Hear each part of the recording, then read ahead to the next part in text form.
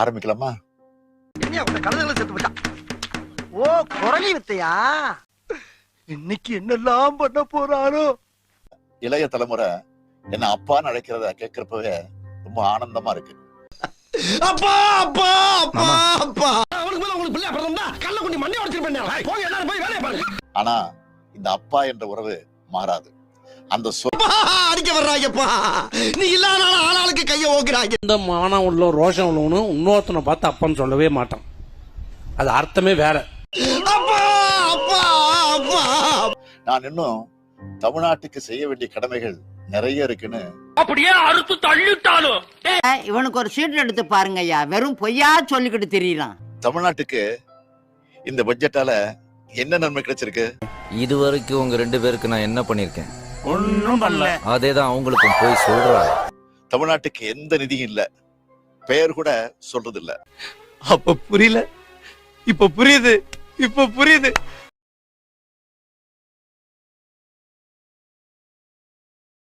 தமிழ்நாடு சிறப்பா செயல்படுறதா ரிப்போர்ட் கொடுக்கறாங்க. ஏண்டா எங்களை இன்னமுமாடா நம்பிக்கிட்டு இருக்க?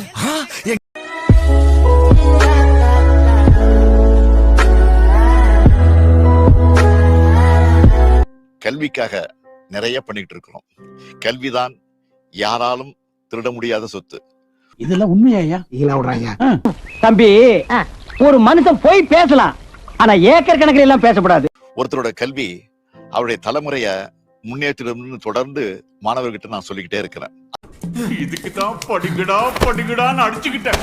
அதனாலதான் காலை உணவு திட்டம், இல்லம் தேடி கல்வி, எண்ணும் எழுத்தும், நான் முதல்வன், புதுமை பெண், தமிழ் புதல்வன் நிறைய திட்டங்களை செய்யறோம். இந்த மாதிரி எல்லாம் பேச சொல்லி யாரா சொல்லி கொடுக்குறா? இது என்ன பிரமாதம்? இது விட பெசலைட் ஒண்ணு இருக்கு. கூவுடா. குறிப்பா பெண்களுக்கு கல்வி அறிவு கிடைக்கணும்னு ஏராளமான திட்டங்களை செஞ்சுக்கிட்டு இருக்கிறோம். இதனால ஏராளமானவங்க பயனடைஞ்சுக்கிட்டு இருக்காங்க.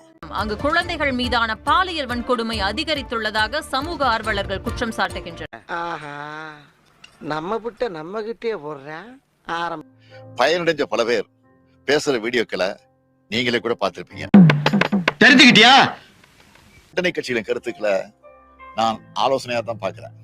இது தானா சேர்ந்த கூட்டம் இல்ல, கடை வாங்கி நானா சேர்த்துக்கிட்ட கூட்டம். பெண்களுக்கு எதிரான குற்றங்கள்ல நம்ம உடனடியா ஆக்ஷன் எடுக்கிறோம். இதெல்லாம் உண்மையா?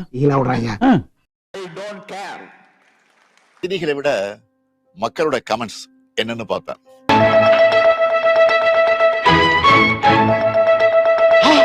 கோரிக்கை வச்சிருந்தா, அது நியாயமான கோரிக்கையா இருந்தா அதை தீர்த்து வைக்க சொல்லி சம்பந்தப்பட்ட அமைச்சர்களுக்கு அதிகாரிகளுக்கும் அனுப்பி வைப்பேன். என்ன பிரயோஜனம்? அம்மன் ஜல்லிக்கு பிரயோஜனம்டா. ஹோட்டலுக்கு போய் ஃபுட் ரிவ்யூ போடுறாங்க. இளம் ஃபிட்னஸுக்கும்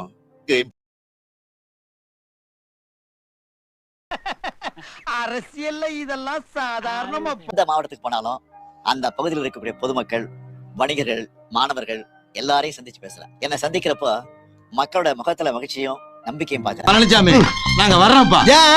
எவ்வளவு பிட்டு இழத்தாப்பா அந்த காதுக தாங்க. ஒவ்வொருத்தரும் என்கிட்ட உரிமையோடு பேசுறாங்க. மக்களுக்கான கவர்மெண்டா பேசாம சொத்த புரியா தீர்க்கப்படணும் நம்பிக்கையோட மனுக்களை கொடுக்கறாங்க. நிதி கொண்டாடலாம், மனு தான் கொண்டாடுற தலைவரே. மனு மட்டும் தானா? மனுவை மட்டும் வச்சு நாக்க வலிக்கவா? அடுத்தமான வரைக்கும் எல்லா மனுக்களுக்கும் தீர்வு காண்றோம். அந்த பிரச்சனையை தீர்க்க முடியலன்னா ஏன் அதை செய்ய முடியலன்னு அவங்களுக்கு தெரியப்படுத்துறோம். அதே மாதிரி அவங்க முன்வைக்கிற கோரிக்கைகளையும் தேவைகளையும் செஞ்சு கொடுக்கிறோம். நம்ம எல்லாம் யாரு? அரசியல்வாதிங்க. நம்ம யோக்கியது என்ன, அந்தஸ்து என்ன, கௌரவம் என்ன, படிப்பு என்ன? நம்ம உண்மை பேசலாமா? எது சொன்னாலும் தலைவர் சொன்னாரு வெளியில போய் சொல்லணும். மொத்தத்துல இந்த வெளி மாவட்ட பயணங்கள் எனக்கு மன நிறைவா இருக்கு. இன்னும் சொல்லணும்னா புது எனர்ஜியை தருது. உத்தரப்பிரதேசமா இருந்தாலும் இந்த அளவுல தான் சட்டம் ஒழுங்கு நிலைமை இருக்கு. இந்த லட்சணத்துல இவங்க அடுத்த மாநிலத்தை பத்தி கூச்சம் இல்லாம பேசுறாங்க. பெருசு, இந்த பஞ்சாயத்தை கலைக்கப்பட்ட பாடு எனக்கு தான் தெரியும். போ போ. பெரியப்பா, உனக்கு வைக்கிறேன்டா பெரிய ஆப்பா. விட்டு விட்டு விட்டு.